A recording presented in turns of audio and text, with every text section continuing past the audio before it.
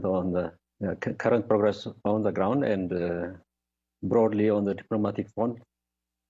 So we felt that this conflict better to resolve it in negotiation, in dialogue, before we even advance to this. And we felt that this conflict, from the very start, it was political.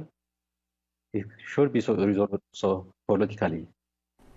I mean, it's interesting because I spoke to a TPLF advisor, Faseha Ashkedom, who said that the TPLF hadn't ruled out, this was in November, the TPLF had not ruled out at that time trying to topple the Ethiopian government. So it seems quite strange that there would be this about face in terms of the TPLF's intentions. Why the sudden change? Well, as I said,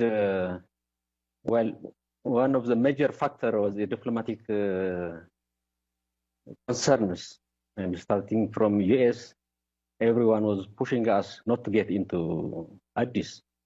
They say they have to withdraw from Afar, from Amhara, to address this conflict peacefully. The same with the Ethiopian government as well. So the call were coming from every corner, and were also, as I said, we haven't ruled out, toppling the government, but we have to work with the international community. We just cannot step in by ourselves.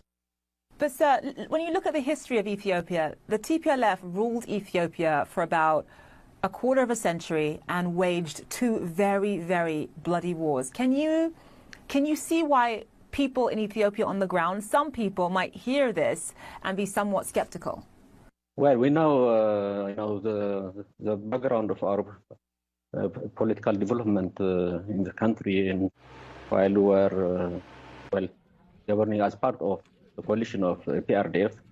But yes, there are so many political issues that should be resolved, that needs discussion, and that is one of our reasons why we should not push, because there are issues that have to address, the several political groups of Ethiopia, be it with the Oromos,